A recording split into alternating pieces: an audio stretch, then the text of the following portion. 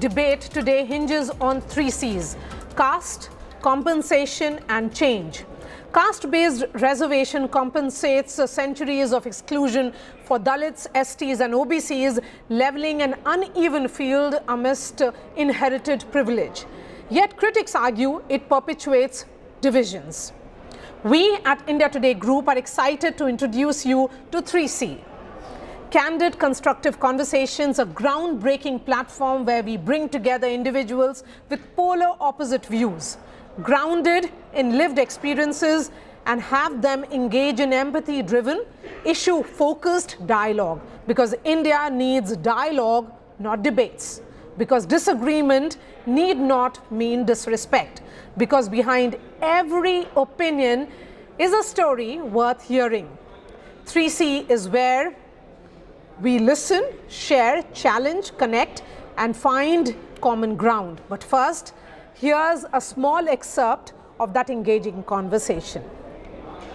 Reservation एक ऐसा tool है, एक ऐसा वे है जिसमें जो समाज की बहुत ही पिछड़े समाज, जो समाज में पिछड़ गए, तो उनको मेन स्ट्रीम में लाने का और एक उनको जीने का अधिकार देना। हम उनको अब इस रिजर्वेशन के बाद हम उन्हें एक इंसान मानने लगे। उससे पहले तो उस कम्युनिटी समाज को तो इंसान ही नहीं मानते थे, उनको हम जानवर से ज़्यादा बुरा मानते थे। It is about the social dignity of a person. वो कह रहा है साहब मुझे पैसे नहीं चाहिए, साहब आप जिस कुर्सी पे बैठ रहे हो मैं इसमें बराबर में क्यों नहीं बैठ सकता?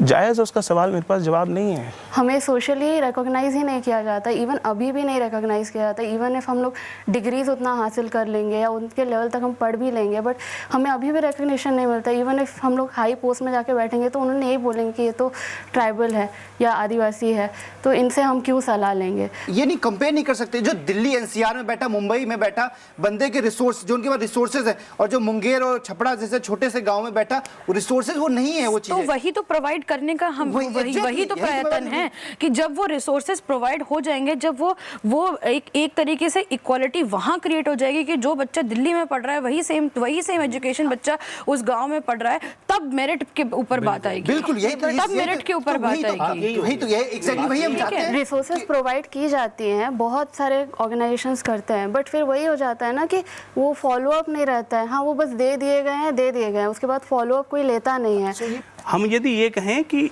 रिजर्वेशन जो है वो आर्थिक आधार पे मिलना चाहिए, तो हम असल में ये मान रहे हैं कि रिजर्वेशन एक गरीबी उन्मूलन कार्यक्रम है कि यदि आप आर्थिक आधार पे आर्थिक रूप से कमजोर लोगों को दोगे तो वो ऊपर आएंगे। लेकिन आर्थिक, सामाजिक और राजनीतिक तीन रास्ते हैं। क्या हम ऐसी कोई व्यवस्था को क्रिएट कर सकते हैं जहां पर हम इस बेनिफिट को ऑप्ट आउट कर लें कि अब हम समाज के उस दबे कुचले वर्ग से उठ करके एक ऐसे पायदान पे आ गए जहां हमारी सोशल डिग्निटी इंश्योर होती है, जहां हमारी इकोनॉमिकल इक्वालिटी अपॉर्चुनिटी इंश्योर होती है, जहां मेरी एम्प्लॉयमेंट इनसिक्योरिटी नहीं है मुझे। तो अब जब हम उस पेडेस्टल पे आ जाएं तो क्या हम ऑप्ट आउट कर दें? हम कह दें क्योंकि आज भी अगर मुझे फॉर्म भरना हो कहीं पर दाखिला लेने का या कोई नौकरी करने का, तो there are only 3 options, 3 as in SC ST OBC and general. उत्पीड़न हर वर्ग का होता है, हर व्यक्ति का होता है। इसीलिए जो कमज़ोर है, गरीब है और पीड़ित है, जो वाकई में असहाय रूप में देखे जाते हैं, उनके साथ मतभेद हर जगह होता है, वो जातिगत रूप से नहीं होता है। इसलिए मेरा तो अंतिम बस यही है कि हमें राजनेताओं को समझना पड़ेगा, हमें इस देश की राजनीति को समझना पड़ेगा, हमें उनके मुंह पर तमाचा मारना पड़ेगा, हमें उनसे प्रश्न करने होंगे क्यों हमें बांटा जा रहा है। एक बहुत मौलिक सा सिद्धांत है कि those who have less in life should have more in law. Reservation वो रास्ता है जो समाज के उस तबके को के लिए रास्ता बना सकता है जो थोड़ा पीछे रह गया। Let me bring in the guests now. Dr. Suraj Yengde is author of Caste Matters. He joins me from London. Gaurav Jaiswal is a social and political activist, also the founder of Agrini. He's joining me from Seoni in Madhya Pradesh. Siddharth Shankar Dubey is an advocate of Lucknow High Court. Narendra Jadhav is a former member of parliament, economist, educationist, and also an author. Thank you so much for joining us. Dr. Yengde, I'm going to begin with you. You have written about structural humiliation and Dalit lives in your book Caste Matters. Can any conversation then on merit in India be honest without first acknowledging this history? Mariam, it's good to see you again, and thank you for pioneering this debate, especially after 6 December, the day of observance of Dr. Ambedkar's death anniversary. I think the merit itself is a very tricky concept, and it becomes flawed if we do not account to various structural barriers or accountabilities that do not fit into the making of merit. In India, the basic structure that makes up merit is what the society and culture in conjoint prepare us to face, and this is caste. Caste can operate in various ways and various materialities. So when people say it's about merit, I mean, there's nothing wrong with the idea of merit. You know, we need merit. But how do we measure the merit is the problem. We measure merit in a very arbitrary way, in a very discounted fashion. Now we have the examination. We pass exam, like I became a lawyer in India on account of rote learning. Can you imagine? Like I was doing mugging up and going to exams and giving my exams and then becoming. So is that a metric of one's intelligence? So we have a very flawed system that doesn't account into person's background, creativity, many other factors that make an individual and their contribution to that specific subject topic. And that's why we cannot elaborate a dialogue on merit without really sustaining our attention to what really makes a person worthy of contributing to that specific discourse or knowledge or whatever domain area they work in. Okay. We usually assess merit in this context, Mariam, solely account of what kind of names you have, what kind of background you have, what kind of pedigree you have. That's not truly representative of India's vibrant, dynamic, and enlarging demography that we see today. Come in on this point specifically, Gaurav. From your work on the ground, what has reservation tangibly changed in the life of a first generation SC, ST, OBC student or any kind of a job seeker? Multiple things, Marya, multiple things. Reservation has changed. So the place right now I'm connected from in this conversation is called Sivni. Specifically, this village, the panchayat from where I'm talking to is called Kurai. It's a tribal panchayat. Right now, the sitting sarpanch of this panchayat, her name is Taruna. Taruna used to be a student in a center we used to run like 10 years before. She comes from a tribal background. She's a tribal girl. She was able to get her education and later get into politics and now serving as an elected public representative. There are hundreds and thousands of such examples around. I'll like to quote another one. One of our students, his name is Naveen. He right now serves with Indian Railways. He comes from a scheduled caste background. Right now, after being in service for a few years, is trying to mobilize more such people working in different government jobs to mobilize some money to support more students coming from scheduled caste, OBC, scheduled tribe background from the area. So there are hundreds and thousands of such examples. There's why just first generation? I'll say there are second generation and third generation also. So if we want people to, like the examples I quoted are the people who were able to get into government jobs or who were able to become public representatives in their first generation. But I'm quite sure that the coming generations of these people will become IAS officers. They'll reach much bigger positions. Taruna may have become a sarpanch, but maybe someone from her generation will become a prime minister at some point of time in this country. So this is not just about first generation also. Yes. So that's an important, example that you give, because Gaurav, we have several such examples amidst us, and that's why we say that reservation, the intent with which it started, perhaps served its purpose to some level or to some extent. Siddharth, let's talk about that original intent. What was the original intent behind reservation? Compensation for justice or an instrument to secure substantive equality? So, yeah, Marya, you raised a nice question, and when we talk about the intention of caste-based reservation, we must acknowledge the debates of Dr. Ambedkar while being in the Constituent Assembly, where he specifically mentioned that the caste-based discrimination is prevalent in India. He acknowledged it, but at the same time, he said that certain measures are to be undertaken in order to ensure that they get the so expected social justice and equality, which was long expected, and they were subjected to those discriminations. But it cannot be something in perpetuity. It needs to be temporary till the time the social justice, the inequality, all these issues are addressed. So basically, whenever, like K. Munshi ji ne bhi yahi kaha tha, that it cannot be uncontrolled. It has to be measured, it has to be kept under restrictions, and that's how it got evolved over time. And our constitution itself is a very evolving document.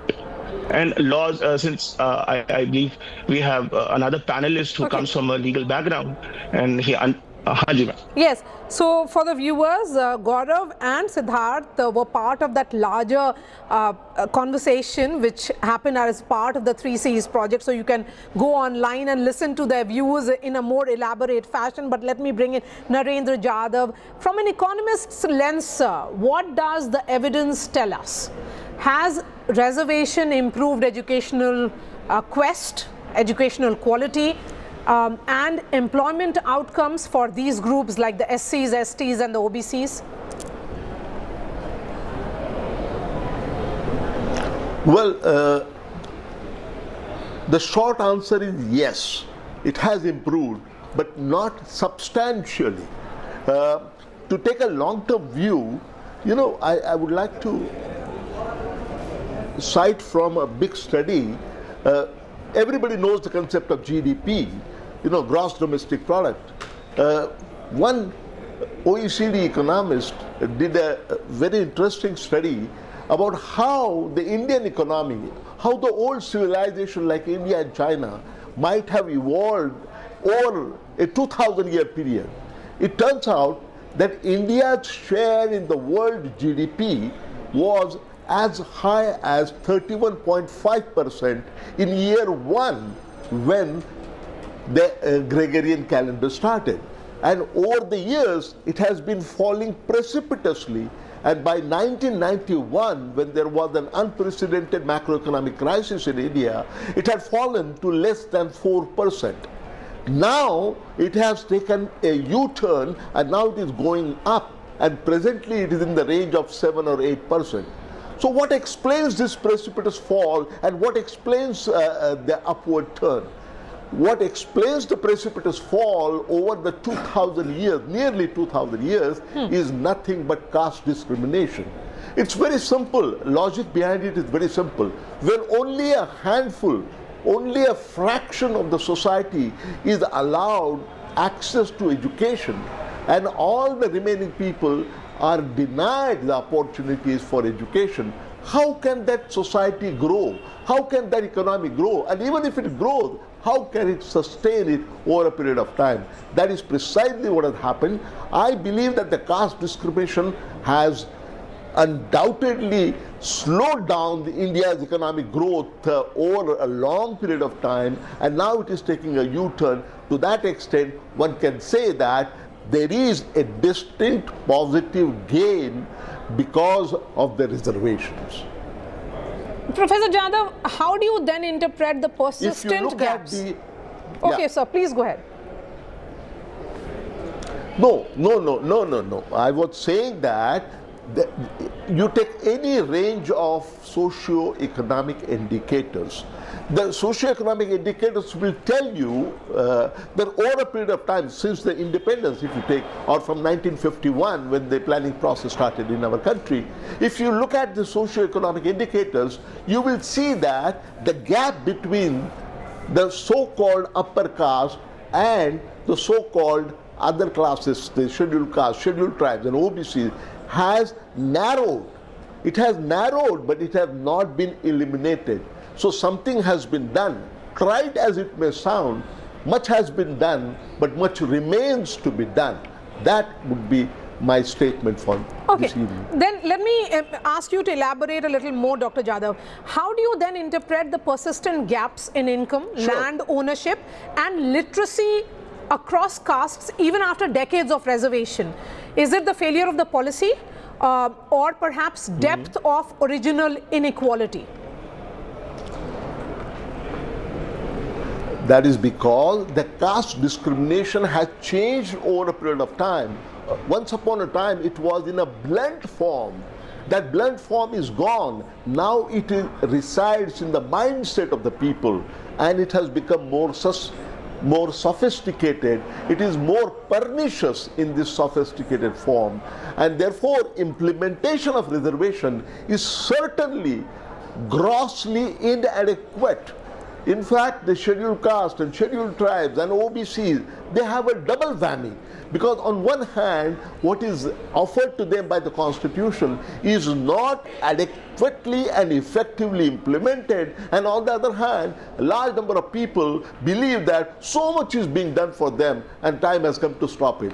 I think this is a double whammy against the scheduled caste, scheduled tribes and the OBCs. Okay, Siddharth, based on your own experience, does the introduction of EWS, which is extreme backward, weaker section quotas, without caste criteria, strengthen the case for universal economic-based affirmative action, or does it dilute the core logic of caste-based reservation? No, the idea of economical weaker section-based reservation is a remarkable step taken by the government. So nonetheless, you have to acknowledge that there is a prevalent economical disparity in different sections of the society. And those are prevalent in the general sections as well. OBCs में भी हैं, SC/STs में भी हैं. So you cannot sway away your face from that. You have to acknowledge the prevalent situation. तो economic weaker section बना करके कहीं ना कहीं the government has taken up the task of addressing the economical disparity prevalent in the general community, because the general community was the primary victim of this whole setup. Acha, when you're addressing the social justice part, you cannot shun the idea by saying that it is just not about economical disparity. It is about social justice, political equality, and everything. So, economical aspect is certainly an important aspect which ensures the livelihood of a person, of an individual. So, to address that, this measure is nothing but the best model brought in by the government. Okay, just I have enough time for Dr. Suraj Yangde's the last and final comments. Dr. Yangde, is the resentment against reservation actually resentment against loss of unspoken caste privilege, or do you see genuine policy flaws that need reform? I think the later, and as well as the previous. I mean, it's not a simple binary that we can draw at this point. But on the question of economic mobility, we have to look at I'd like to draw attention to the 55th National Sample Survey data. Is looking at informal formal sector. I think we are having anxieties about a very tiny percentage of India's labor force capturing certain government-aided institutions or positions that are available. Less than 3% of government formal sector is employed that is eligible to receive reservation. More than 93% in India is informal sector. There's not even reservation there. And of that category, if you see, Oxfam had this report in 2010, which was categorizing according on the economic lines, which are as follows: the extremely poor, the marginal, and the vulnerable. And you know what? Among these four poorest categories, 89% were from Dalit and Adivasi background. And Muslims who work in informal sector were 85%. And let me tell you, the women who were of the lower caste were 95%. So when we make an argument, an economic incentive to this, we are essentially talking about people who are already available. So the constitutional policy, Mariam, really gives an adherence to the economic disadvantage. It just is sore in the eye because people like Suraj Yangde or Professor Jadhav tend to use that policy that are out there and really make good out of it and shove in the face of those who deny that there is a merit, there is a talent, and there is an availability of pool of data that can really subvert this notion of casteism, where people like us who are now formally dressed and present to yourself, which is not used to the eyes of upper caste, dominant caste people, because they are often used to seeing us carrying the manure or doing manual labor for I them. think that's the right note on which, or perhaps a food for thought on which I would like to end this discussion. Thank you so much for joining us, Professor Jadhav, Dr. Yangre, Gaurav and Siddharth. Let's continue this conversation online, and do tune in and watch that entire debate, which has triggered or started a discussion which we are calling the 3C project. Thanks so much for watching.